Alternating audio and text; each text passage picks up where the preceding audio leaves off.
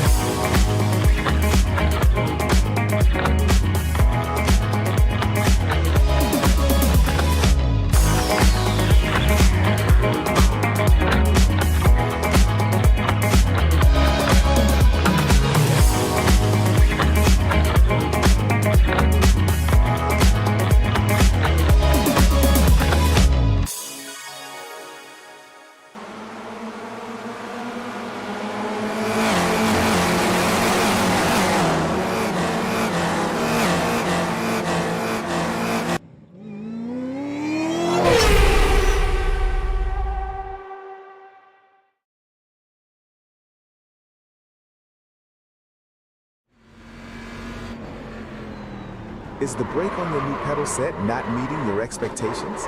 If so, let D-Nut Stuff transform your braking experience. D-Nut Stuff has brake mods for Thrustmaster TLCMs, Husingveld Sprints, Mosa SRPs, Fanatec CSL Elite V1 and V2s, SimJack Pros, and UT sets. We are always working on adding new pedal sets and more, so check back often.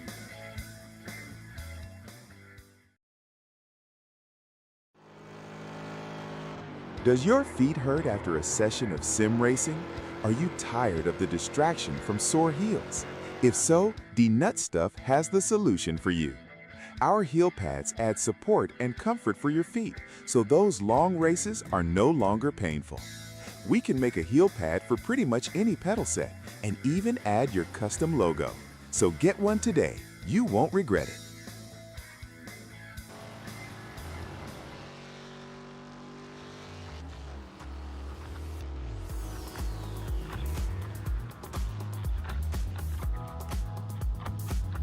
Greetings, race fans, and welcome back to the American Muscle Series on Slow Motion Broadcasting. Gregory here with you on the call, alongside Andre Dirt Grandbouche and tonight's producer, Joshua Wilkie. And this week brings us to the first special event of Season 10, a 1-hour, 2 pit stop contest at Sonoma Raceway. Sonoma, overshadowed by its more famous neighbor south of the bay in Monterey County, this wonderful facility is artfully blended into the rolling hills of Sears Point in the California wine country. Lucky Bay Area gearheads have been experiencing fantastic racing here since 1968, including FIA, WTCC, IndyCars, ALMS, NASCAR trucks, Moto America, and Can-Am. Currently, this facility is host to NASCAR, Trans Am, and the World Challenge. This is the Cup-long layout of from iRacing, which includes the infield section from turn 5 to turn 8 and swaps the double right-hander before the S's for a single hairpin at turn 8. It's 2.4 miles, 4 clicks, and 16 corners. And I may have to correct myself here right out of the gate. I'm pretty sure I just saw a car going through that double right-hander, so that configuration might have changed before press time here. But in any event, Andre, you know, good drivers can quickly get up to speed on some circuits just by kind of reacting to what they see in front of them. But Sonoma is not about that. It is all about hidden apexes and exits, hidden braking zones, and mastery of Sonoma Raceway requires a ton of practice and about 8 tons of patience. So what are you looking for out of these competitors tonight? Well, like you said, patience is going to be pretty important. We're kind of following along with Marc Cohn, who did graciously put this exhibition event on. He loves this league so much, I don't think he could bear the thought of an off week. So he put up the money to have a little bit of a fun race for these guys. And if you're right on board, we'll check out this layout. Now, this is, like you said, kind of a historic track. We have been here for many, many years in the NASCAR world. And as far as sports cars are concerned, lots of events that have taken place over the years. This section right here, the uphill S's, incredibly tricky to get right. Hard to see the apexes. That elevation change makes that right-hander really difficult. Then you go right back downhill. This place is like a roller coaster up into another left-right complex. Now this one, you can take this corner really quick, and this corner not so much, because you are cresting a hill, car gets tight. Then again, downhill, right-hander into the carousel, or towards the carousel. And this part right here is going to be a lot of overtaking. That's a heavy braking zone, good opportunity to get around. And this right here, this is a little bit off camber. It's a long sweeping corner. It is really easy to get a little bit tight, go a little bit wide. Marc Cohn's going to hug that corner, get down to the bottom, no problem. And now we're on the drag strip portion of the track, wide open, flat out, down past these cones. We're going to get back out to the main circuit where the NASCAR cars would kind of cut through here. And then another right-hander, kind of a tight corner. And now we're into this very fast backstretch S's. I wouldn't really consider any of these genuine corners, but you're going to be cranking on the wheel. You got to be hitting the apexes, and depending on where you're at, dirty air can make your car get tight. You do not want to slide out onto the grass or the sand. Then you're coming up to the heaviest braking zone on the circuit, calamity corner, as I would tend to refer to it. It is a straight up 180-degree corner, getting down to about 40 miles an hour. Yeah, 50, yep, there we go. 34 miles an hour from Marc Cohn. I was close.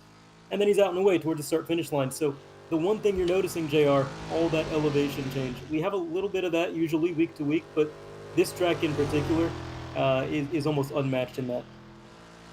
Yeah, and a great track tour there, courtesy of Marc Cohn and also Dirt Grandbouche right there with great narrative. And I hope as you're watching that Mustang FR 500S make its way around Sonoma, I hope you notice those fast hands.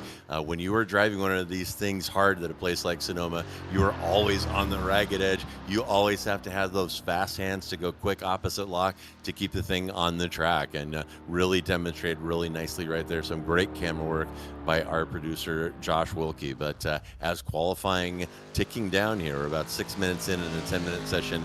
The usual suspects up front. The field a little bit light. This was scheduled to be an off week until Cohn stepped in at the last minute and put on this exhibition event here at Sonoma. But you see Schnackle, Kemp, and Moore, your podium currently in the pro class. Then it's Cohn, Hosey, and Thompson in the challenger class. And speaking of usual suspects, I don't see...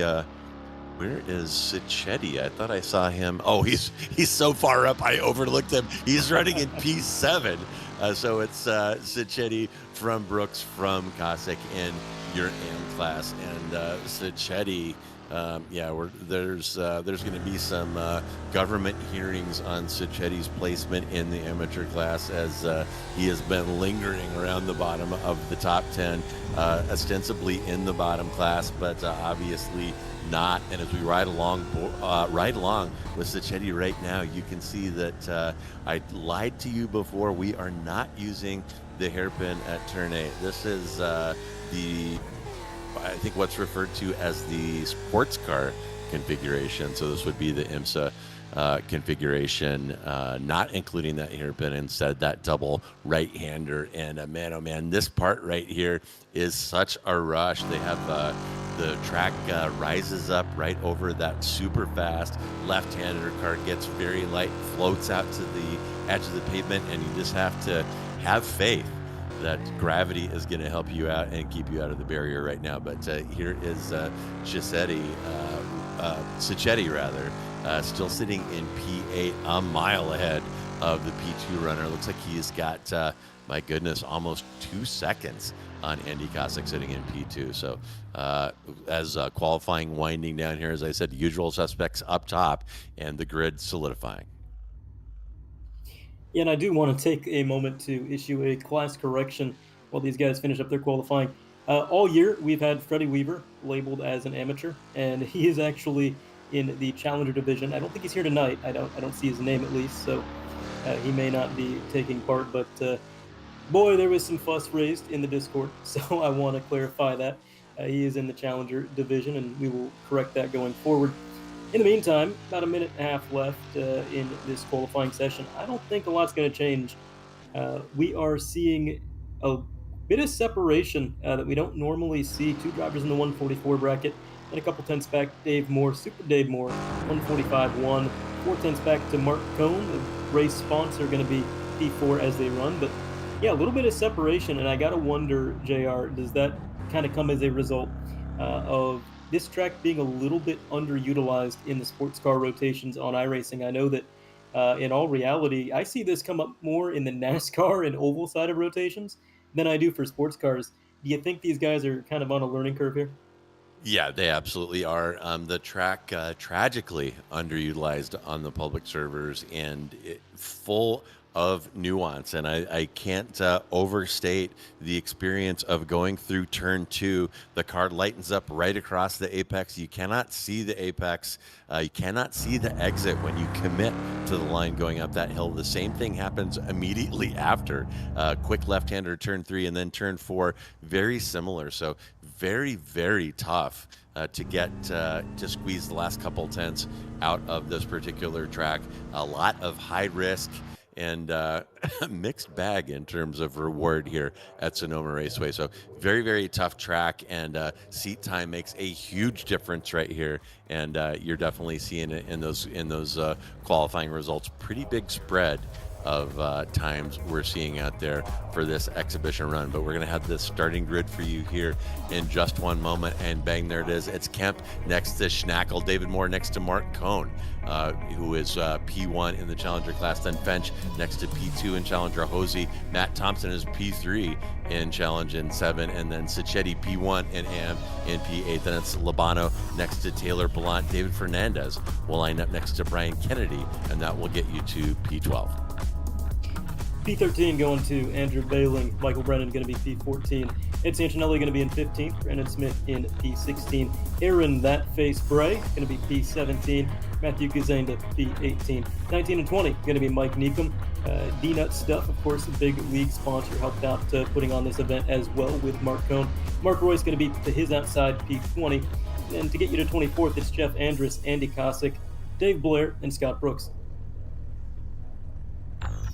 And does that get us to the end? Oh, that was cruel, Andre. But there's Tom Want next to Jeff Bouchard, Besnard in row 13, then Parrish next to John Casey. I was completely drifting off, knowing that my partner had the rest of the grid covered. And there we go. That is some kind of revenge for something. But we're going to get this thing underway here in a moment. Remember, no traction control on these cars, no ABS, and we're coming off of a standing start here on cold tires. So job one, get these things moving, get them up the hill and get them woed up for that very, very difficult turn 2. And Andre, I gotta say, it is a rare event here at Sonoma that doesn't have a kerfuffle and raining body panels in turn 1. And Oh, no. look at the pole sitter. Schnackle, is that Schnackle that didn't get moving off the line? No, David Moore or is that Kemp not getting off the line, missed the green light, damage to him and the car behind, and then Schnackle from Cohn, from Cichetti going up turn 2. You see them being pretty well behaved there, 2 and 3 wide, but getting through clean. And yeah, we're going to show you a couple of angles of that start. Something going terribly wrong there for the car sitting in P2. But here we go for the first time, diving down into the infield. This is what makes the extended course here at Sonoma Raceway, and a great place to spectate. There's a tunnel that goes under the track. You can actually get to the inside of this turn 7 right now, stand right at the track, and drool through the chain link as these cars go by very, very close to you. Ask me how I know, but here we go into this double left-hander rather, left, right, wow.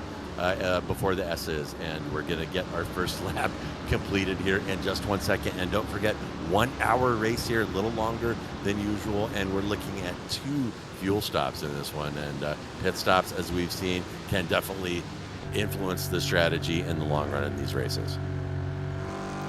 Brian Kennedy kind of getting squeezed. He had to jump the curb there and avoid some contact. Michael Brennan made a bold overtake there through the S's. One very eventful opening lap. Still not entirely sure what happened to the pole sitter Kemp, but it looked to me like a bit of a hardware failure because it wasn't just missing the lights. I mean, he sat there for a solid 15 seconds, give or take. As we complete lap 1, we'll take a look at the SMB replay and keep your eye on the pole sitter in that black and orange Mustang right out front. Lights go on, everybody goes. Dave Moore gets a big chunk of it, as does David Finch. It's the wreck of the days. Neil Kemp then finally gets it going, but I mean, it was just such a huge delay. That doesn't seem like failed reaction. Let's take a look at the onboard. Do we have anything? Any sort of input? Steering wheel twitches a little bit. Yeah, the steering is moving, but no throttle. Maybe, yeah, producers mentioned maybe the clutch got stuck. That's a possibility. That's a weird one, JR. That's real weird. Yeah, very weird. You could see the tack there. You could see the revs were up. He was ready to go. Maybe he wasn't in gear, and maybe a clutch failure. And, iRacing likes to continue working on these on the modeling of these cars. And in real life, if you sit with the clutch to the floor for too long, it can overheat and fail on the grid. But whatever happened there, the result was some huge droppers. Kemp is down 20 positions down into P21. Fernandez lost 11. David Finch lost 18. David Moore lost 22. And on the flip side of that, we have a bunch of big movers. Andrew Bailing is up 8, sitting in P5. Brennan up 5 in P9. So a big shuffle up front. And, if you're fans of anybody toward the back of this mess that has happened off the start, hang in there. This is a 1 hour race with 2 pit stops, and that can obviously change people's fortunes very, very quickly. We're going to watch Belling right here take advantage of the mayhem in front of him. I believe Belling is one of the ones who gets through this. You see the clog there in the right lane due to Kemp not getting off the line, and Belling says yeehaw, keeps it pinned, and I'm not advocating blurring it through a yellow, boys and girls, because you probably shouldn't, but Belling getting away with it that time. Well, as they say in Days of Thunder, I'm through it, Harry. He got through it, pedal to the floor, and gained him some positions up to P5, about 7/10 of a second behind the next car up the road, give or take.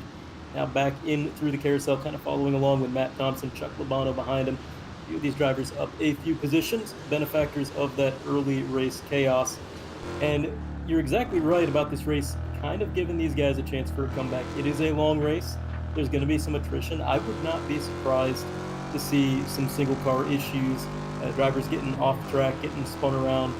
It is not an easy track to navigate. It's one that you start to get comfortable. You make your laps, take it easy, and you think, oh, I can go through these S's just a little bit quicker. I can get in there and I can take this thing a little bit faster, maybe in a higher gear. and then the next thing you know, the car's not having it. So it's kind of a deceiving racetrack, very difficult to navigate. And I think if you didn't have the best start, you might want to stick around, see what you can do, especially given it's just a fun race, might as well. And the pit stops are going to be especially fun because pit road, and I'm sure you know as well as I do, JR, pit road here is a bit of a nightmare. As the leader goes past the entrance to pit road, you just saw it. It is before the hairpin. You got a sharp right-hander to get to the actual boxes, and then you got to make a whole winding section down up the hill to get out of the pits, and it's just not super convenient. And you can definitely gain or lose a ton of time depending on how efficient you are. On board now with Mike Neekum, purveyor of Peanut Stuff, league admin and sponsor of the league, currently running P14. Up the hill he's going to go. I believe that is that is Aaron Bray in front of him. That face Bray in the black and orange machine. Gained a lot of time right there, and it dove it in, and it was in about 3 car lengths. Then again, up through this left-right complex. Right here's where it gets you off guard. You see the brake lights come on. Do not want to fluke that thing up to the curb. You want to stay relatively low. And down into this downhill section, they're closing in even more, kind of accordioning together. It's going to be a good battle there. Up front, not much of a battle at all. If you look at the timing and scoring, Marc Cohn 2 seconds behind current race leader Jeff Schnackle. But either way, man, that camera angle right there, that's perfect. That shows you the elevation of that carousel and just how easy it would be to go a little bit too quick, go a little bit wide, but these guys are hanging on to it, and so far, so good. Yeah, very, very tough section down there, going downhill into that carousel, turn 7. I've seen some and Schnackle drifting the night away there, coming out of turn 10. That was nuts. But folks, take a quick screenshot. I love the timing tower right now. Look at your podium. Jeff Schnackle is in P1. In P2, the first place driver in the Challenger class, Marc Cohn, and in P3, the first place driver of the amateur class, Sacchetti. So the leaders of each of our classes currently residing on the podium, and I'll tell you, Sacchetti has got his work cut out for him. He has got Hosey all over him and bailing back behind him. So Sacchetti leading a little train there with about 3/10 covering all of those cars. And you know, this race doesn't impact the points of the series. So, you know, under normal circumstances, Sacchetti might breathe the throttle, let these guys through, because it's not really his race. He's well ahead in his category. But, you know, in this exhibition race, why not put in a little defense and why not fight it a little bit? So let's see if Sacchetti can hang on to that podium. And I know that his fans are rooting for him after that fantastic start. Sacchetti up 5 positions, taking advantage in part of that kerfuffle off the start, but part of it as well is his pace, and whoop, just a bit outside right there. That must have been Hosey going lawn mowing right there. Keeps it together, gathers it up, gets it back on the track, but that cost Hosey a position as bailing goes through. That's what I'm talking about, man. This track is so deceiving. You think you can just take it a little bit quicker. So let's ride on board with Hosey coming out of the carousel. He's got it down on the curb. Seems to be having a good exit, and right there you can see that front's already washing out right to the sand. Looks like Bailing gonna make a move, get around him there, and by he goes. Or not Bailing, I'm sorry. Again, I always get those cars confused. That is the other blue and pink machine, the number 24. So he's gonna sneak his way through, and he is. No, that was Bailing. Never mind. Okay, I was right the first time. Write it down. I was right for once, and then I was wrong. This just in, that was the 24 car of Bailing. And you know, watching Hosey wash out of that carousel right there, Andre, it makes me kind of wonder about tire wear. These drivers are accustomed to about 40-minute races. These pit stops are going to be kind of splash and dash pit stops, probably no time to change rubber. And Sonoma, notoriously hard on tires. There's so many places, those S's, the carousel, where you're grinding down those front tires. You got to kind of wonder whether or not tire wear is going to play a role here. We'll certainly ask our interviewees after the race, but you got to think that people who are abusing their tires, overdriving these cars, not taking care of their rubber, particularly up front, are going to be exposed here down the stretch. I know we're only 10 minutes in, but when we start to see those washouts, those are overheated tires not doing what we're expecting them to do, and pretty early to have those kind of problems with 50 minutes remaining. Yeah, a little bit early to be having issues like that, but plenty of time to recover nonetheless as we ride on board with Marc Cohn. Kind of looking back at the group of cars following him, Joe Sacchetti, the amateur driver, current amateur leader, way up ahead of second place amateur driver Andy Kosick.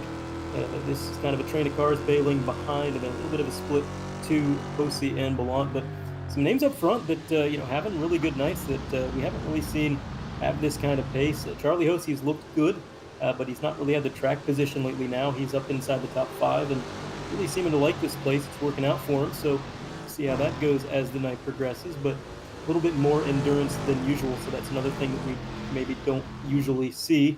Are these drivers going to get tired? Are they going to get worn out over the course of an hour? It's only 20 extra minutes, but that 20 extra minutes towards the tail end is going to feel like an eternity if they start to get a little worn out. As we now go on the quarter panel of Sacchetti, he's looking low, he's looking high. He is really trying to get around Marc Cohn, find a way to get past that 116 machine, but so far the door has remained firmly closed, and this is what Marc Cohn is pretty dang good at, JR. He is a heck of a defensive driver. Remember, his last division win came defending from both sides. Cars going high, going low, trying to drag race him to the line. He was able to beat them both out, get the run to the stripe. He is one heck of a defensive driver. And belling all over Sacchetti right there. I thought for sure he had something done there. Sacchetti not backing out, but is going to give in this time as Belling pushes his way into the podium position to take that P3. And again, Sacchetti, that's not really his race. His next competitor is Kosick, is way back in P17, almost 2 seconds behind. And this just in, folks, Jeff Schnackle is absolutely destroying Sonoma Raceway. He is driven away to a 4-second gap already, only 12 minutes in, and has broken that 145 barrier, turning in a 144.968. So we talked about seat time, and you see the Schnackmobile there, and he is schnacking on Sears Point and driving off right here. And man, he's got to be feeling pretty good about that gap behind with 48 minutes remaining. Yeah, something tells me he's been here before, and I think he knows this place pretty well. He is really just hitting all the marks, getting the apexes, and just kind of pulling away. Meanwhile, this gaggle of cars continuing to battle. You mentioned Andrew Belling trying to get around Sacchetti, and finally made that happen, and now he's kind of sandwiched between two competitive cars. He's got Cohn ahead, he's got Sacchetti behind, so far unable to really break out of that P3 position. And all that battling is slightly allowing Taylor Ballant to close in just a little bit, starting to break away from Hosey. And we'll see if he can get up here and join this battle for P2, which this may be the battle. Given how fast Schnackle has been, it may be a battle for P2 all night. They might not have anything for that number 23, but long night, lots of opportunity for something to happen. And quite frankly, with the gaps in pace we're seeing, JR, I would not be surprised if lap traffic becomes a factor before halfway. Even we may see the leader have to navigate some slower cars and kind of work his way around, which kind of provides a challenge in and of itself. You don't get a lot of that generally in AMS, just a few straggler cars here or there. The longer the race, the more opportunities there's going to be for that. Again, on road, we don't have full course cautions, just local yellows, so there will be traffic one way or the other. Matthew Gazane, the P15. Go ahead. Yeah, and to borrow a phrase from our slow motion broadcasting colleague Dylan Coyle, 100% guarantee of traffic getting involved in this one. The back of the field is going to be lapped twice by the front runners. You heard it here first, but it is going to happen. And my goodness, Belling, by the way, is the only driver close to Schnackle. He's only about 0.3 off of Schnackle with a 145.2. So I like Behling to get through Cohn. And then is he going to be able to close that gap up to Schnackle? Probably not. But as you said, traffic giveth, traffic taketh away. And I don't want to lay a commentator's curse on anybody, but traffic could definitely be a race-changing experience for any of these drivers, really. But Behling definitely flying right here, and the only person within spitting distance in terms of raw pace of Schnackle right now. And another thing that could potentially shake up the running order, from what I've seen in the Discord, the way that these guys were talking, the fuel situation is a bit of an unknown. Like you had mentioned, and like they talked about, the intent was for 2 stops, but they're not entirely certain if the amount of fuel we have is going to necessitate that. So it's kind of an honor system where they're saying if you have enough fuel, they still want you to come down pit road. But given that this is an exhibition event, they're kind of just winging it and hoping that everybody kind of complies. If they save enough fuel, they still pit. So you never know. If somebody could sneak up through the grid, kind of go unnoticed, and maybe not take that second stop. Who knows? And even if they do take it, again, this pit road, so much time to gain or lose. Very long pit road, very tricky. And speaking of this group that we've been looking at the last few minutes, JR, look at that. Taylor Ballant starting to reel him in. I wonder if he's getting a feel for this track. He seems to be getting quicker and quicker.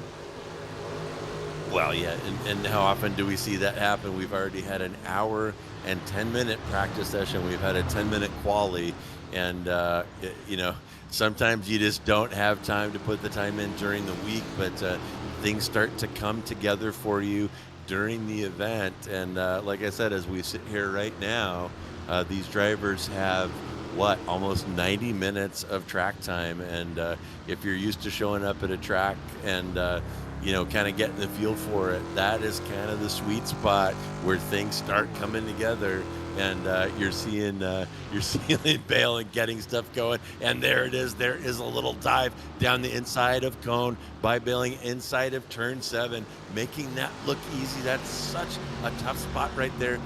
Unfavorable camber downhill, and that long carousel, so hard on the front tires, so easy to overheat right there.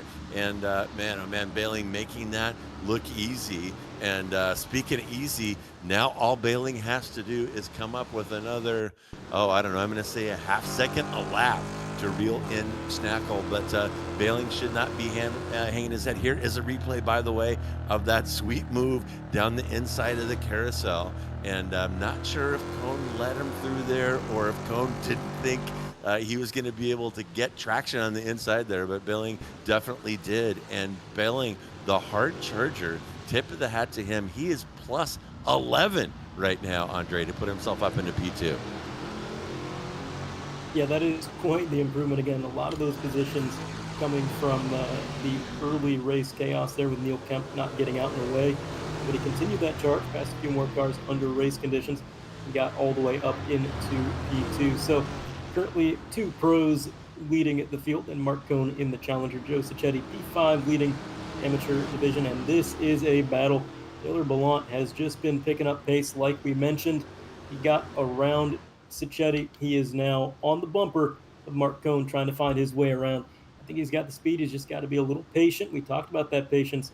Top of the broadcast, long race. Right now, we would normally be about halfway through the race, but here we are only about a third of the way, so plenty of time to make these moves, make it happen.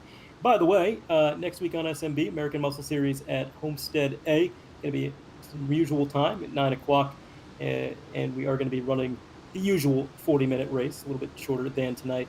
And tomorrow, the boys at SMB are going to bring you SRG F3 at Bathurst. Bathurst is a fun track. That's a good one. Tune in for that. It's going to be a good time here on the channel. In the meantime, kind of going through the battle here, still focusing on it. I mean, we've kind of been lingering on it because this is such a good battle. Seems like JR Cohn kind of pulls away through that infield section, and everywhere else, that's where Ballant really gets him. Yeah, too right. And, a shout out quickly to Charlie Hosey and Matt Thompson. currently running in 2 and 3 in the amateur class. All this defending, all this fighting by Cohn up front. Hosey and Thompson have got to be loving that, because Hosey only about 2 seconds back of Cohn right now. So Cohn under pressure from Ballant, taking some inside lines, playing some defense, and every time he does that, that's another tick here, another tick there of Hosey drawing ever closer. So Cohn, might be better off to let Ballant through and then get back to ticking off fast laps as Hosey taking advantage of the fighting ahead. Yeah, Hosey, I would not count him out for a kind of sleeper podium. He's had good pace, and again, long race.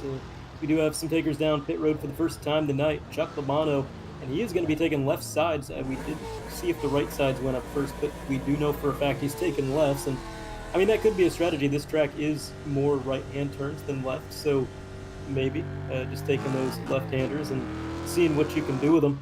But he's going to get out onto the track, and he's got nice, clean track to cycle into. That's what you want. You don't want to be cycling into a bunch of traffic. Luckily, kind of a condensed field tonight, so I think these guys should have an easier time getting out of the pit stall. There we go, the STP machine, Mike Neekum. There goes Super Dave Moore, going to cycle out right ahead. Easy come, easy go, up the hill, keeps it on the curb. Dave Moore qualified so well. He had so much pace. He should not be back here in P20, but remember, he was one of those drivers, JR, he got caught up in that, I would say lap one, but more like second one incident that occurred. And now he's got a little bit of work to do, to say the least. Yeah, and I'm going to be keeping my eye on Santinelli. He may have the secret sauce here. It looks like potentially fuel and tires happening at the same time here in AMS. That Santinelli only stationary for 15.6 seconds there in the pit, and that's pretty consistent with the other drivers who have pitted for fuel. So Santinelli may have taken a big load there, long enough to cover a left-hand side tire change to take him down the stretch of the remaining 40 minutes. So we'll keep an eye on him, and that may definitely benefit him down the stretch. And 2 pit stops introduce a lot of strategic choices, and Santinelli may have found the sweet spot there. He definitely might have. That could be fun to watch develop, see where that goes. It's like kind of an extended stop for Matt Thompson. Going to lose a little bit of time here on pit road. That is a black flag, so that will be a penalty. Maybe just a few too many slowdowns, which is kind of odd to me because there's a lot of places on this track to serve your slowdowns. There is a lot of off throttle time, but either way, he is just going to be hemorrhaging positions here. Everybody kind of going by. There goes Fernandez, a few others, Uzenda, Mike Neekum working his way by on the track itself, not on pit road. Checking back in with this battle, Sacchetti versus the 116 of Marc Cohn. This is technically the battle for the lead, but it won't be once they come down pit road. Marc Cohn, bit of an advantage, about 5 car lengths over Sacchetti. We'll see if they come down at this time. Here is Jeff Schnackle, who should cycle out into the provisional lead. And there's a little bit further back into the frame, Bailing, Ballant, and a few others. I believe that is Tom Wendt. And down pit road, here they come, not wasting time. Now, I'm curious, JR, do the jack stands go up? Do any of these drivers try something a little bit creative? You know what? I'm fascinated by this right now, man, because Santinelli, as I said, his stationary time was under 16 seconds, and he was the only car that I've seen go up on jack stand. So it appears to me like that 16-second fuel shot is enough to cover left-hand side tires. Santinelli, the only person to do it. And whoop, just as I say that, there's Sacchetti, the left-hand side of that Mustang going up. So he's taking left side tires as well. I'll let you know what his stationary time is. But that could be the secret sauce to this race. Very few drivers taking advantage of that long 16-second fuel stop to change tires. Santinelli and Sacchetti. The Italian contingent, the only ones to take advantage, and we'll definitely be keeping an eye on their lap times down the stretch. Didn't cost him anything, as apparently the tire change happens while fueling for these FR500S cars. So pit strategy could be looming large here down the stretch. Well, and I gotta wonder, JR, if some of these guys aren't kicking themselves because the only reason they didn't take tires is because normally they wouldn't even think about it. We got pit stops that are so short, 4 seconds of fuel, 3 seconds of fuel, just trying to get to the end of it in these 40-minute races. This is the first time in years in this league they've basically taken a full tank and just sat there for all that time. Maybe not even thinking that tires are a possibility, except for a few drivers, including Sacchetti and Sancinelli, but not including Jeff Schnackle, who we're pretty sure did not take tires. So it's going to be interesting. I think those tires are going to be worth more than you think. Yeah, they very well could, especially as it appears that they were completely free. The two cars that we saw go up on jack stands had stationary times more or less equivalent to everyone else on the grid. So those were absolute freebies and potentially a no-brainer there taking those lefties. But we'll certainly see how it unfolds, and we'll take a quick look at Baling here. And up front, it is Schnackle from Baling. From Ballant, that is your podium all-pro drivers. Then it's Marc Cohn in P4. That is P1 in the Challenger class. Then Sacchetti, P1 in amateur. Then Hosey, P2 in Challenge.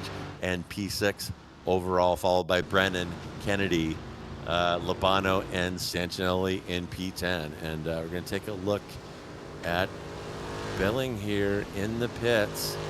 And no tires rebelling, and we'll jump forward to Ballant. Nothing for him either. So it as I said, not to beat a dead horse, but it sure looks like two tires on that splash were absolute freebies. We've only seen two drivers take advantage, and that could make the difference down the stretch. Although Schnackle continues his gaudy performance out here. He is the only driver under 145 and currently enjoying an 8.5-second gap back to Baling in P2. Well, and I'll tell you, JR, one tire that did take those tires is Joe Sacchetti. And look at this. He is reeling in Marc Cohn, and it's not a little bit. He's gained 0.3 just in the time that I've been looking at the scoring and timing. And as they round that corner, it's going to be about a second between them.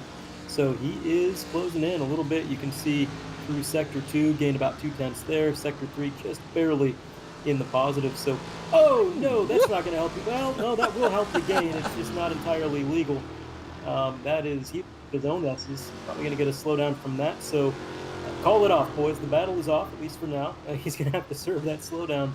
But we'll see if he can maybe make a run back at it after those tires get cleaned off. Again, iRacing does have a pretty sophisticated debris model, and as we go on board, you're going to see him pick up a lot of dirt and dust, kick some onto the track, just a little bit too much. Going back to what I said earlier, JR, you get a little bit overconfident on this track. Yeah, that is really the thing of Sonoma Raceway. There are so many places where the car gets light, you're kind of dancing at the ragged edge, and anytime the car gets light over a crest, tiny miscalculations, tiny overspeeds are magnified tremendously. And you saw it happen right there. We've seen it a couple times in this one already, but there is a little fight right there. Looking at Labano push his way past Brian Kennedy. And that will put Labano up into P8. Kennedy, though, still sitting on the podium, sitting in P3 in the Challenger class. And man, oh man, back to that whole tire thing. Look at Sacchetti. You're right. He's reeling in Marc Cohn. We saw Sacchetti early in the race sitting in P3. He was running in the podium position for the first 10 or 15 minutes. And will Sacchetti's tire decision there at that pit stop push him back onto the podium? I know his fans are hoping so.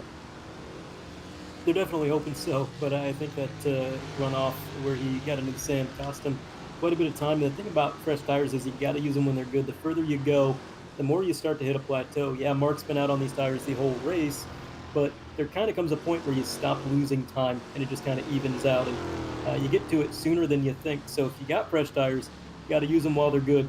And unfortunately, Joe Sacchetti lost about 3 laps worth of progress reeling him in when he made that mistake. So we'll see. He's currently top 5, still leading the division. That's not a concern for him whatsoever. I mean, Andy Kosick back in P18, that is the next competition for amateur division. And that is quite a ways away. I think you could maybe make a lap on the hairpin oval layout and still maintain the division lead at the moment. But either way, working a little bit further back, there is Cossack working his way through the S's and kind of getting closed in on here, I think, by Dave Blair in that orange machine. No, that is Jeff Andrus. I apologize. Kind of getting through. But either way, this is going to be a race of, let's call it endurance, even though it's just an hour. The tires, the pit stop strategy, everything is going to kind of come together, and I don't think outright pace is going to be the only determining factor here. Yeah, I think that's right. And taking a look at our SDK timing tower over there, it is painted in white, and this one turning into a track day. Look at those intervals up front. Schnackel to Bailing is almost 9 seconds. Bailing back to P3. Ballant is 3+. Then to Cohn is 2+. Sacchetti 2+. You don't need me to read that to you. Those are big numbers and not the kind of gaps that we're accustomed to seeing here in AMS. And all of those white numbers are gaps over 1 second. And it is white up and down here. Up and down the timing tower. I bit my tongue right there, thankfully. But 30 minutes in here. Schnackel enjoying a very solid lead right here, and yeah, we're definitely settling in, and not a lot of fighting going on right now. Now we're in the true endurance portion of the event where you need to keep your lap times consistent, take care of the car, keep it clean, and make sure you're in position to take advantage of mistakes ahead. Indeed, this is the part of the race where the drivers got to kind of keep their mind from wandering. You start getting away from the traffic, you kind of get in your own little world, and you start making mistakes because you're not really focused the way you should. You don't want to be thinking too hard about those delicious Chiba Hut subs. I know that these guys probably have them on the mind usually, but you don't want to think too hard. And don't think about how cool your D-Nut stuff pedals are either.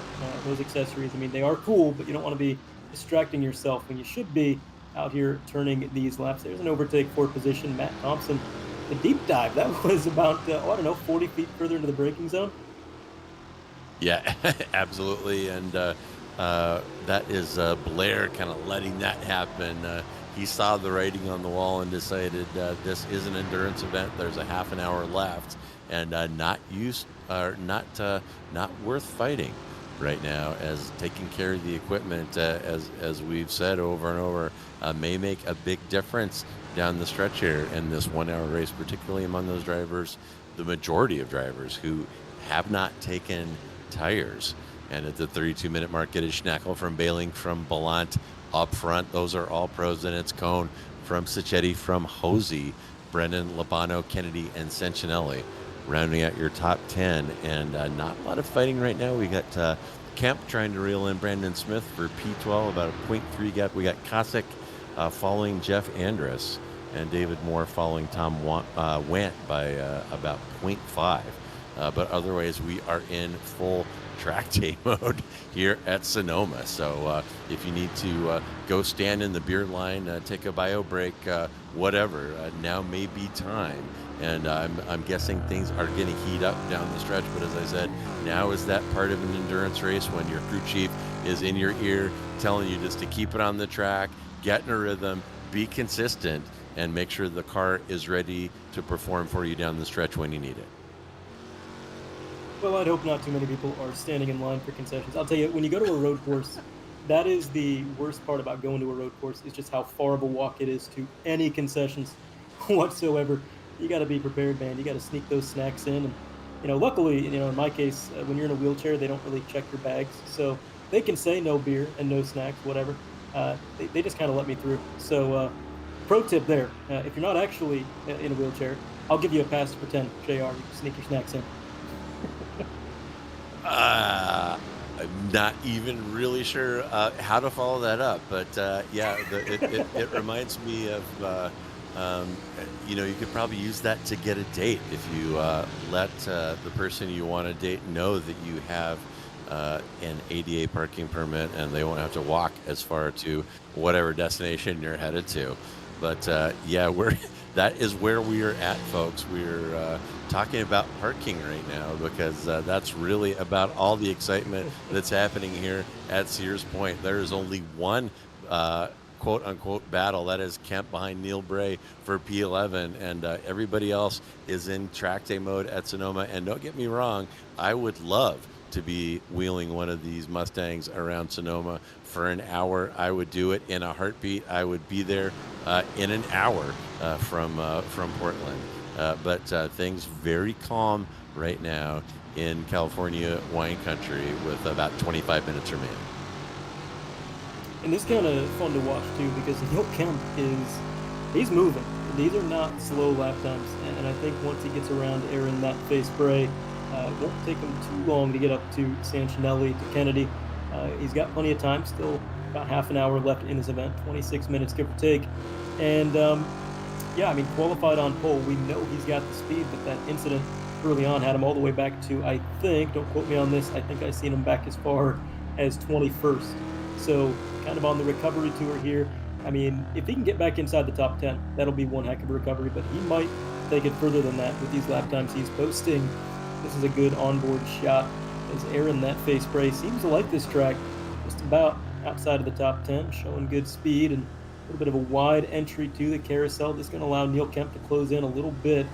And kind of paradoxically, JR, I don't think getting a wide entry actually helps your exit there at all. It seems like there's always a little bit more grip on the bottom of the track, and you can get on the throttle just a little bit sooner, which is how it usually is. Usually a wider entry means faster exit, but that carousel is a strange corner, and you can see the brake check there, the reaction time.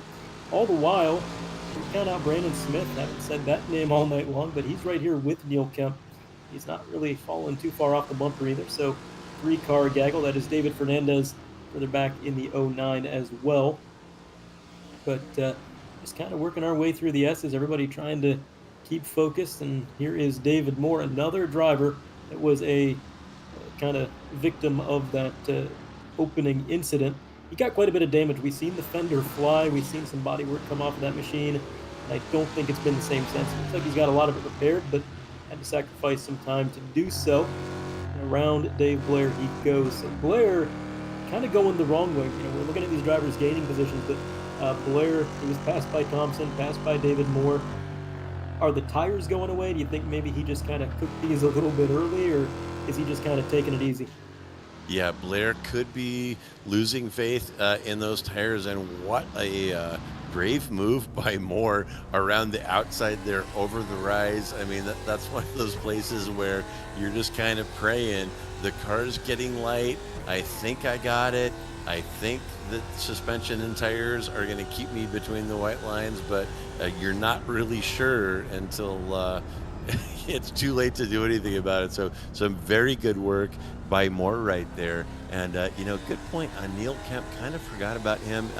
And just as I say that, he moved up another position past Bray into P11. He did lose 20 positions due to that starting problem, but we're just over a handful of minutes over halfway through, and he's gotten half of those positions back.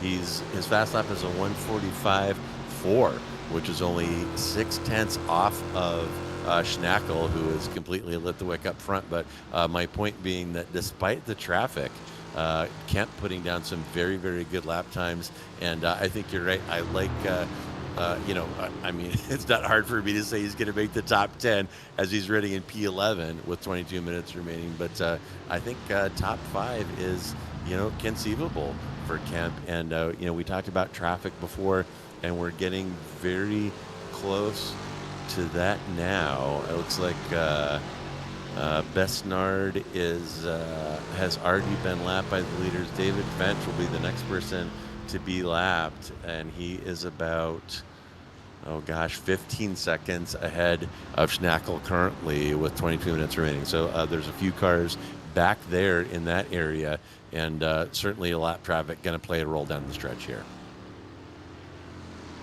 Definitely could. Kind of following along now with David Finch, again involved in that early incident. Got some bodywork damage. Unlike David Moore, I don't think he got it all repaired. Looks like the left front of that car is crinkled in just a little bit. Currently rocking and rolling at P23, about 3 seconds up the road to Tom Wendt in P22. So been a rough race for him, but he's sticking it out back there in that purple and green Mustang. And there is Tom Wendt in the number 248.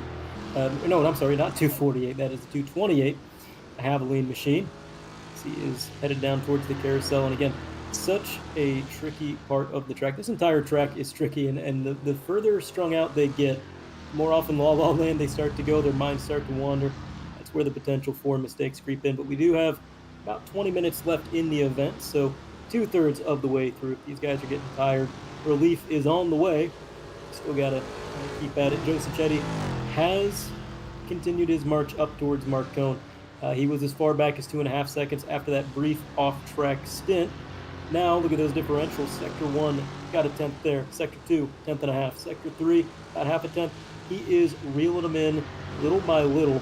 That could be P4 in the books if he can just get there. And then he's got a ways to go. That would be about 6 seconds behind Taylor Ballant for a podium position, who himself is trailing Bailing by about 2 seconds. So, like you said, kind of in track day mode. But look at that.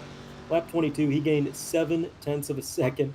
That is not insignificant at all. He is kind of closing that gap. And the question is, can he make the pass, or is he going to start to get a little bit antsy about making another mistake? And interesting stuff up front there, and taking a look at that timing tower. Keep an eye out for colored intervals there. Josh pops that back up for us. You see Sacchetti there with a 0.8 gap. Brendan and Labano as well, trying to reel in Hosey for that P6. So in the top 10 now. Things getting a little racy as those intervals close down. We've got about 20 minutes remaining. And who are we looking at there? That is Kosick.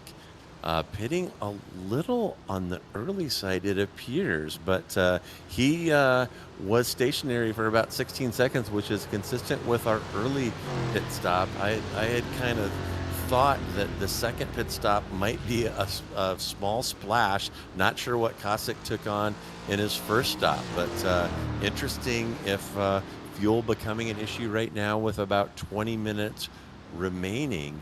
And remember, it was after only 20 minutes and about 16 minutes stationary that a couple of these drivers were able to take left side tires. So will they have a second opportunity to refresh tires, and will it be the lefts, or will they make a different decision on tires? And we'll definitely keep an eye on that for you. We see Labano coming down pit row, and Sancinelli too. Let's take a look at Sancinelli. He was a taker at the tire factory earlier. See what he does this time through, and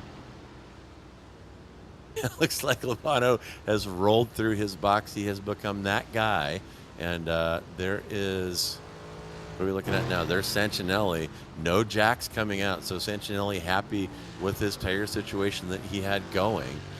And let's see how long he is stationary. And Sancinelli again stationary for about 16.6. So it looks like the way that this race has been set up, we're looking at fuel loads of about 15-16 seconds.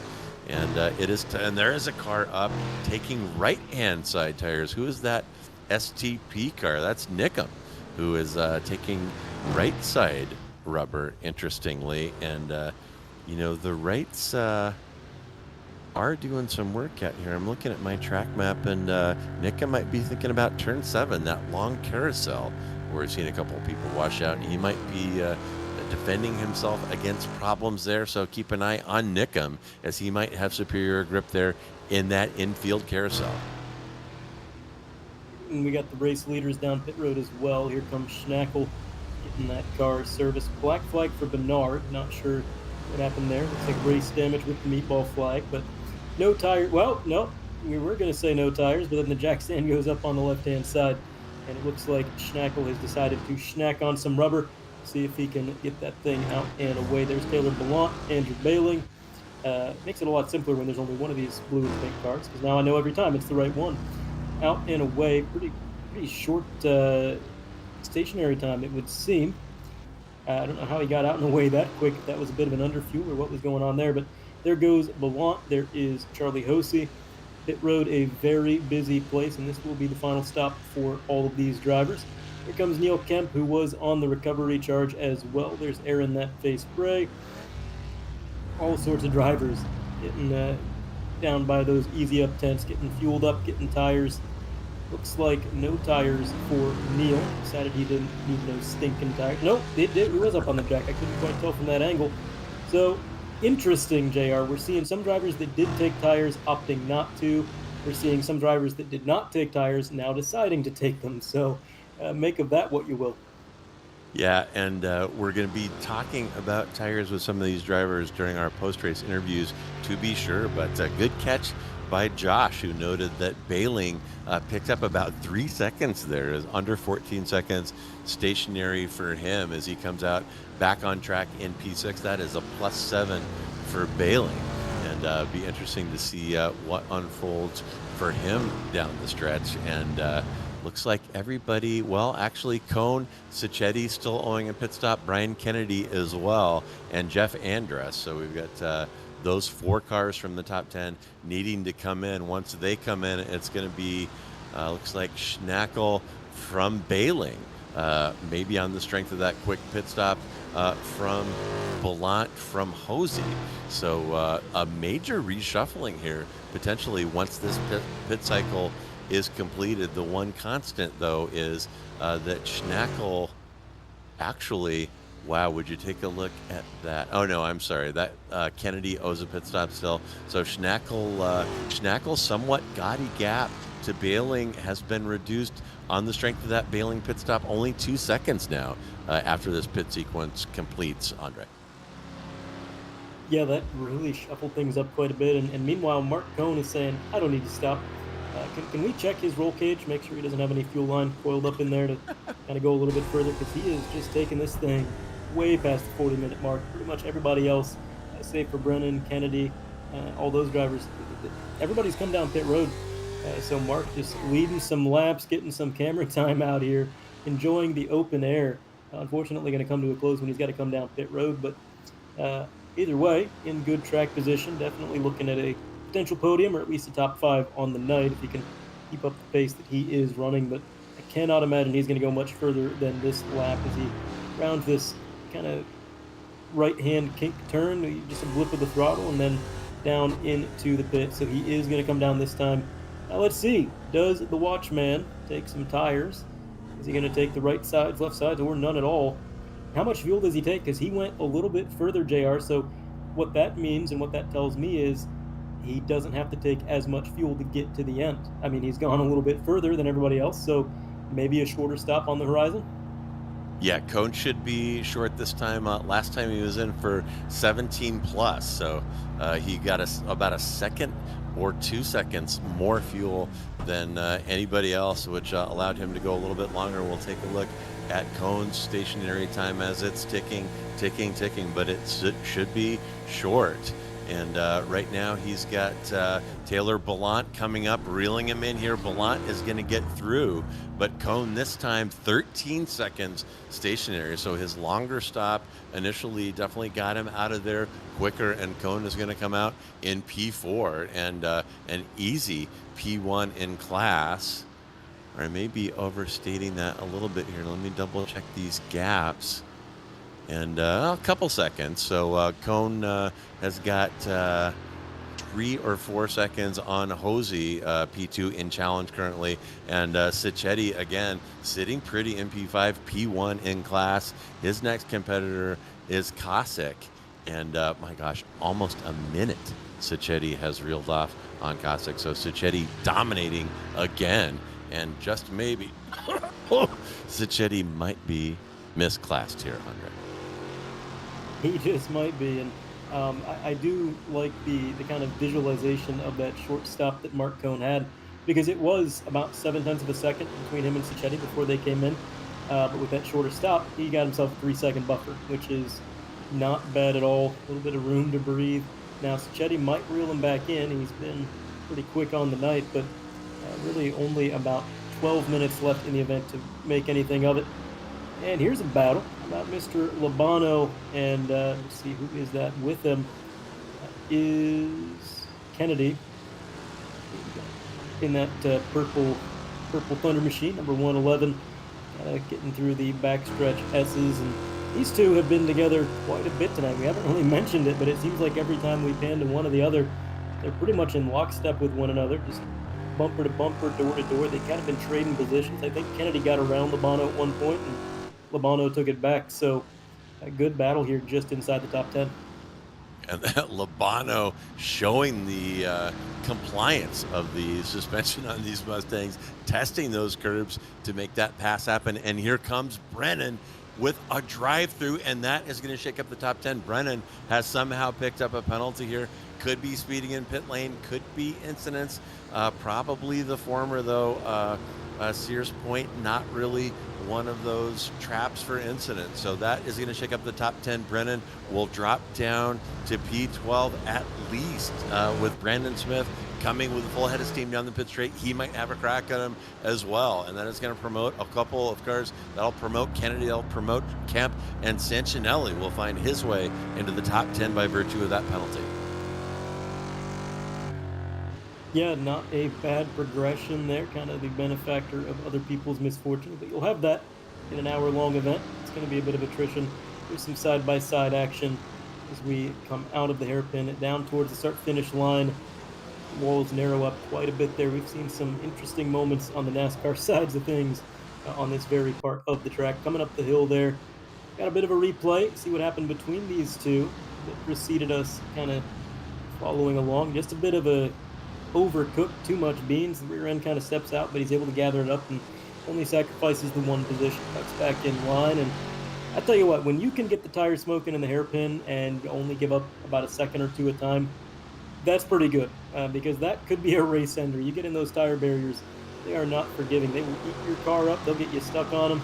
I remember on the NASCAR side of things, Tony Stewart one time wound up on top of those tire barriers, completely immobile. So it is a unforgiving part of the track, but he's able to recover from that mistake. A little bit further back here is Mike Neekum, who did take those right side tires, like you said, maybe thinking about the carousel, and honestly, not doing too bad. We saw Mike Neekum as far back as 22nd, I think, earlier on the night, now currently P16, so middle of the pack, can't complain too much, and having some fun battling it out with Dave Moore, and I believe that is Matt Thompson behind. So anytime you get a battle like this, he's probably relieved to have somebody to race as long as this race has been. Yeah, and check out David Moore showing his nose down the inside of that hairpin. Neekum washing out there, and remember, he took right, and his left's doing him no favors in that hairpin. It looks like he's pulling an anchor through there, and that is going to let Moore and Thompson through, just as we were talking about. Neekum getting something going there. He eats a quick two positions. He's still up one from his qualifying position as he sits in P18. But yeah, you may be seeing the consequences of that right side tire decision there, as Neekum unable to get that Mustang to turn in to that final hairpin leading onto the pit straight. And what you're watching right there is a battle for P16. That is Moore from Thompson from Neekum, and both Moore and Thompson fighting through the frustration of getting involved in that early kerfuffle. You see there on our timing tower, Moore down 13 and Thompson down 10. And speaking of that opening lap kerfuffle, take a look at Neil Kemp sitting in P9 right now, has fought his way all the way back up to only having lost 8. But you see that white numbers on our timing tower there. We call that the track day configuration. Not a lot of fighting going on up there. And look at those intervals up top: 9, 8, 5, 3, 10. Oh my goodness. And the top 10 here, separated by 53 seconds, which is a chunk of time. But you know what? This is an exhibition, no points, no impact on league. We're just out here for the love of racing. And you see Neil Kemp right there, loving drifting that Mustang around turn 2. Yeah, he kind of scared me there for a minute. I thought he was going around, but he gathers it up and, inside the top 10 now. About 2 seconds up the road to Brian Kennedy, about a second actually. So top 8 definitely possible. Lobano not too far ahead of him, so he's only got about 6 minutes left to see what he can do with it. We'll see how far he can ride that wave.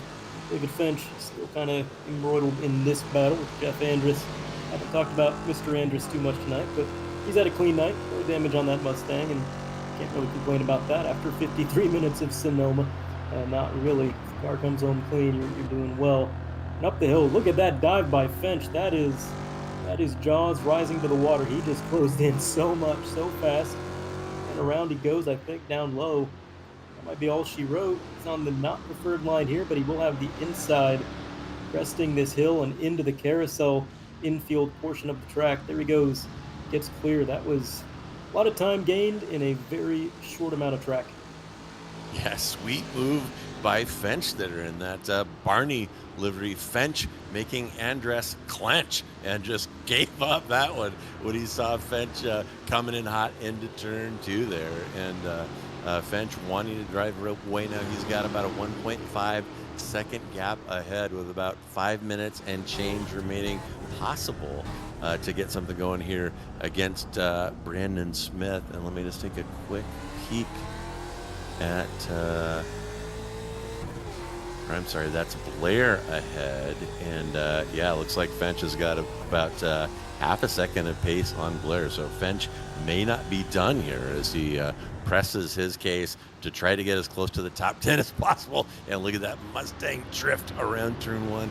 Man, oh man, I love Sonoma. And I got to say, Andre, last time I was here, in that screenshot, they've got advertising up over that bridge there between turn 1 and turn 2. I was here for the historics. All those ads were down, and you could stand on the bridge and watch those historic cars boogie up that hill, banging and bumping and grinding, and it was absolutely fantastic. If you live in the Bay Area and have not attended an event at Sears Point, shame on you. Get down there. It is an epic track. Lots of great places to take in the action, and fantastic drive-through wine country as well. So I'm a huge fan of Sonoma Raceway, and if you're anywhere near it, get out there and get out there this summer. Yeah, I couldn't agree more. I've never been to Sonoma, but I know that these road courses, especially for historic events, they are an experience. They're so much fun, so much to see, so much to do, and depending on the event, a lot of these road course races kind of turn into more of a festival than anything. I mean, there's just stuff set up. You got concessions, you got all kinds of displays, historic cars set up. It's always a good time. And tell you what, Sonoma, as far as the layout goes, as far as the racing, just so fun. Fun to watch these guys navigate the track, fun to drive. I know that Sonoma does do a lot of track days. People can kind of get their machines out there, see what it's like to hit the track. And getting back to this battle with Neil Kemp, he is trying to get around Kennedy there. He's on the low side. I think Kennedy might get clear of him here in this uphill, and not quite. That is going to open the door up. There goes Kemp up on the curb, deep dive through the section. He's going to get clear. That is P8. Now he's got 3 minutes on the clock. He's got about 4 seconds up to Labano. I don't think he's going to get there, but either way, if he finishes in 8th, that is quite a recovery.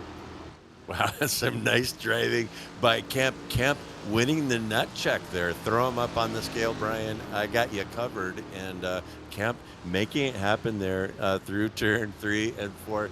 That was pretty epic, and that may have been the move of the night right there. And take a look at David Fernandez. Got Sancinelli behind. Remember, Sancinelli, one of those drivers taking tires.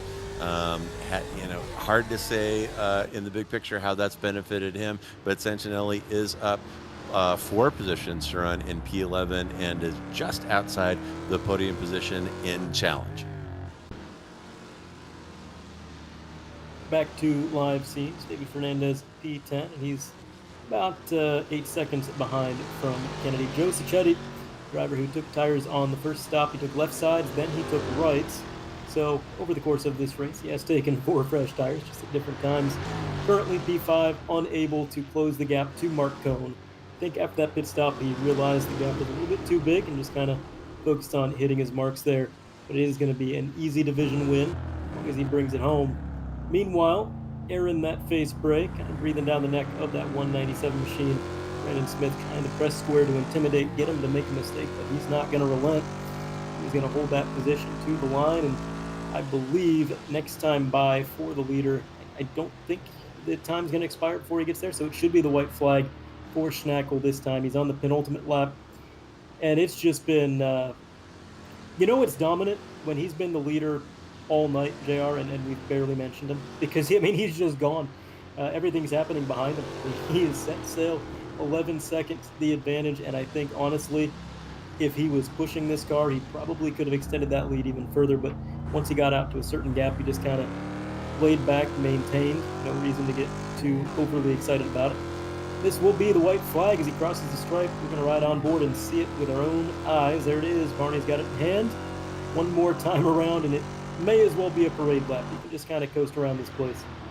Yeah, too right, and a great point about gap management. I mean, Schnackle could be up there flogging the car, although I will say his last lap was a 1:45 flat, which is less than 2/10 off of his fast lap of 1:44.8. So he's not exactly making it a Sunday drive, but yeah, he definitely has been managing that gap, slowly extending it, a lap after lap, a tick here, a tick there, and has absolutely dominated this one. Mastery of Sonoma is all about seat time, and Schnackle has shown everybody who has put the time in to get fast at Sonoma Raceway, and right now he's enjoying a 12-second interval behind DeBelling. Then it is Ballant, then Marc Cohn.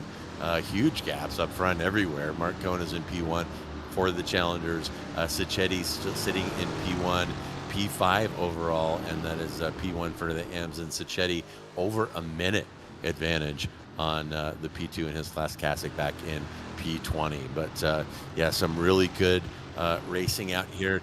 Very clean. And frankly, you know, Mustangs at Sonoma sounds a little messy, but they do have NASCARs out here, and they managed to get through it, and these drivers have managed to get through it very well. Just as Schnackle comes up on some slow traffic, he does not have to deal with them. He does not have to do anything but roll down this pit straight, and keep an eye out for Barney on your left here, waving that checker flag. And Jeff Schnackle has absolutely dominated this exhibition for American Muscle Series for the love of racing. Jeff Schnackle loves racing. He loves Sonoma Raceway, and loves kicking everyone's ass, which is what he has done tonight. Here comes Bailing in P2. We see Ballant approaching that final hairpin, and Schnackle that is Ballant spinning out of the hairpin. Wait a minute. For a minute, I thought that was the winner's celebration there, and instead that is Ballant throwing away P2. Bailing and Marc Cohn are going to get through. That'll put Cohn on the podium, and that can give me nothing but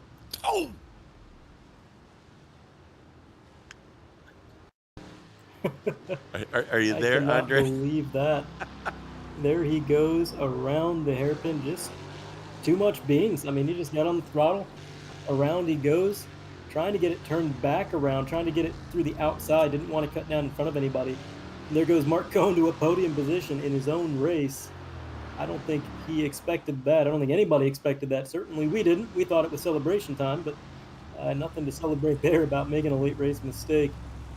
Either way, going to be P4. Joe Sacchetti wins the amateur division, as we were so distracted there. But yeah, Jeff Schnackle, class of the field, just drove away with it. Fun event for sure. More pit stop strategy than we normally see, and I don't know, man. That was I'm still a little bit tripped up by what happened at the end there. Yeah, that was wild. I thought for sure that was Schnackle doing a donut, but instead it was Ballant pulling the big homer there. And man, he had about a 10-second gap behind. All he had to do was point it down the track and ease his way to start finish, but it didn't work out that way for Ballant. And hilariously, as a side note, while we're still waiting for the entirety of the field to come out of the checkered flag, Schnackle is already in the interview room waiting for us in the green room before the entirety of the field has gotten through. So we're going to have your results for you in just 1 second. Then we'll have a chat with Jeff Schnackle about his dominating win here at Sonoma, and see who else stops by the commentary booth to talk to us about this special event here with AMS. But we should have those results for you here in just a second, waiting for the last couple of drivers to come across the line. But really good show here by these drivers, Andre, at Sears Point. And again, I hate to beat a dead horse, but it is amazing to stand out here among the Bay Area tracks. Laguna Seca gets the most attention. But Sears Point, Sonoma Raceway is every bit as deserving as Laguna Seca of our admiration. It is a fantastic circuit. It is beautiful out here, challenging, and really spectator friendly. So many places to stand really close to the track and take in the action. It is a great place. So if you go to Laguna every year and never go to Sears Point, shame on you. And you need to get down there.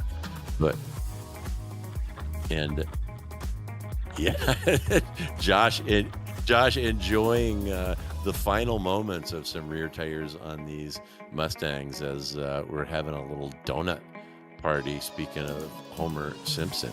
We're gonna have those final results for you in just a second. And there they are. It is Jeff Schnackle completely drove away. Look at that gaudy interval, 13 seconds back to Bailey. Then Marc Cohn will round out your podium. He is P1 in the Challenger class. Then it's Taylor Ballant. Joe Cicchetti comes in P5. That is P1 in his class. He wins that one by a country mile. Then it's Hosey in P6, P2 in Challenge. Labano, Kemp, Brian Kennedy will come across to round out your Challenge podium. Then David Fernandez will get you to P10.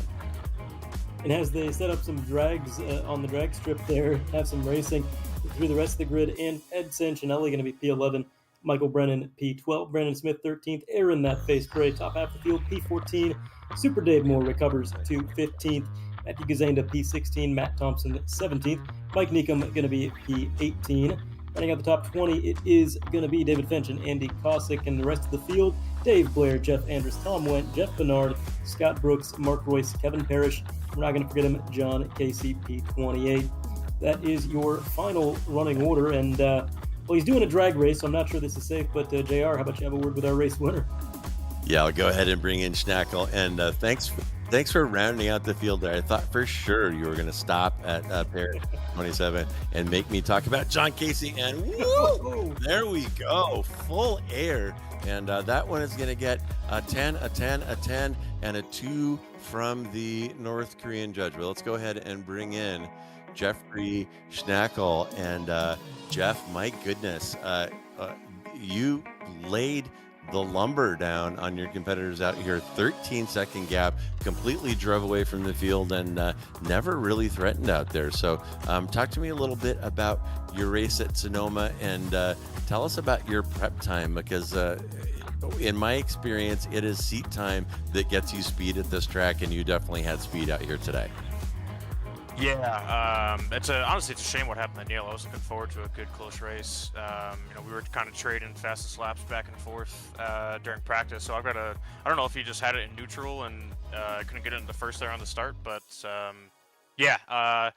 honestly, I only ran the Mustang here twice. I literally bought this track 2 weeks ago, I think, for PCC, and then was just driving the Toyota nonstop here. And for whatever reason, driving the Toyota GR86 really translated for me to the Mustang. So that's really kind of what the I guess quote unquote prep I've done. You know, that's the weird thing. It's interesting you mentioned that, because sometimes when I'm learning a new track, it can help to go really slow and bust out the Miata. It can also help to go really fast and bust out the GTP car. Don't know why, but that's just how it works out, and obviously worked out well for you. This race was not on the schedule initially. I think Marc Cohn sponsored this little get-together. Pretty good turnout here today, and that just speaks to the kind of camaraderie and friendship you have here in AMS. So talk to us a little bit about that, what it's like to compete here in the American Muscle Series. Oh, I mean, everybody's great. It doesn't matter what division you're in. Everybody is super, super nice, whether it's on or off track. And racing with these guys is the best. Honestly, I'm going to say probably some of the best racing on the service. I haven't seen racing like this in any other league out there. Shout out to Ed and Mike Neekum for keeping this thing alive, and shout out to Randall for making what it is today. All right. Well, so those are your shout-outs. So thank you so much for stopping by and chatting with us, Jeff, and congratulations on an absolutely dominant drive. Really great job, and look forward to seeing you next week. Thanks, guys. I appreciate it. Have a great night. All right. Cheers. All right, that is your winner in dominant fashion, Jeff Schnackle, with a pretty rousing endorsement of this group. And they do have a website out there, folks, and a Discord channel. So go ahead and search for American Muscle Series if you would like to get out here and hear that V8 roar while you're being. There is really nothing like it. But Andre, I'll go ahead and grab Marc Cohn for you. Mr. Cohn, you got a copy? Yes, loud and clear. Can you hear me? I gotcha. Well, Marc, you were already having a really good night at your own exhibition event. You were lining up for a division win, but then at the last possible second, a good night got better. Taylor Ballant gets a little bit sideways in front of you, spins it around, and just like that, you wind up on the podium, getting a division win and overall podium in your own race. How you feel? Yeah, no, that was really tough. I mean, I kind of wanted this format to be difficult for everyone, and I definitely think it was. I'm gassed after that, and yeah, no, I thought, it looked like I was going to be fourth, maybe fifth. Joe Cicchetti was having a fantastic race, and I thought he was going to get me, but yeah, I was just content to go home fourth, and then all of a sudden I see cars spun at the hairpin. I go by. I guess I ended up third, so hey, I'll take it. Now, Sonoma is a track that JR is certainly a big fan of, and I'm quite a big proponent of it as well. We don't often go here in AMS, and really the road course series and iRacing as a whole don't go here very often. What was the decision to come here? What kind of brought that along? Home track. I'm like, I don't know, 30, 40 minutes away, and I've always loved it. I've seen NASCAR and IndyCar races here. One time I got to drive a Cadillac CTSV up there for a promotional event. Got up to 125 miles per hour. I'll never forget that. Just a lot of history, and it's basically my home spot. So I love the long layout too, without that IndyCar chicane, which I absolutely abhor. So it was immediately, I wanted the layout with the carousel. They made it happen, and here we are. Definitely put on a really good show, and you're exactly right. This track is very historic, a lot of fun. Last thing I want to ask you, Marc, there was a lot of, let's say, differing mentality on pit strategy. We've seen some drivers take left side. We've seen some drivers take right sides. We've seen some drivers take nothing at all. What was your opinion on the tire wear at this track, and do you think that tires really mattered all that much here? Great question. So I'd heard from some teammates that if you took one side of tires, it can make the car really loose. But then Joe took them, and he was just out for my lunch money. So maybe I should have, but I didn't. And somehow I made it a full hour without roasting my tires. So no, I didn't take any myself. All right. Well, again, we've been talking to you a lot in the booth recently, and obviously this being an exhibition event, not for the points, but we are going to be racing for points again next week. And how do you feel about getting back into regular scheduled events next week and trying to keep this momentum going forward? Yeah, I'm going to do the best I can. That homestead layout, I'm not sure I've ever run that before, so that'll definitely be interesting. And yeah, I'm with this fantastic team, Frito Sport, that just does so much for everyone on the team to succeed. So I'll do the best I can. Grateful for the opportunities I have with them, and we'll give it our best. All right. Well, before we let you go celebrate, any shout outs you'd like to make, Marc? Yeah, you guys, I love watching these broadcasts back. They're absolutely awesome. I hope people continue watching them because they're fantastic. Everyone behind the scenes at the American Muscle Series that keeps this league going. Team Frito Sport, best group of guys I could ask for. TW3 Liveries that made this awesome Greg Biffle tribute, Be Like Biff. Sim Gaming Expo, you cannot miss that. It'll be September 18th through 20th in Schaumburg, right by Chicago, Illinois. If you can make it, be there. SimLab, Nizumi Studios, DeWars Cafes and Fine Chews, Sam Maxwell Customs. I'm sure there's some names I'm forgetting, but just thank you to everyone that makes this all possible. All right. Well, congratulations on the division win, and thank you for putting on an off-week event for these boys to have a little bit of fun. We'll see you next week, Marc. Thank you, guys. All right, and that was Marc Cohn, your third step on the podium and P1 in challenging class and challenger class. And that is going to wrap it up for us today. And what a fantastic race. But I'll tell you what, we are not just about these fantastic Mustangs here on Slow Motion Broadcasting. While you're sitting in front of your TV, phone, or tablet, go ahead and subscribe to SMB and hit that notification icon so that you don't miss any of the action. And speaking of the action, join yours truly tomorrow night for Formula 3 at Bathurst. Chaos fans, you are not going to want to miss this race. It is going to be fantastic. And special bonus, our usual producer, Magic Mike Braun, is going to be wheeling it out there over Mount Pano. So you'll definitely want to tune in and cheer for your favorite SMB producer. And then Saturday, Weekend Warrior Formula Vs will tackle the Chicago Street Course. Speaking of egregious body damage.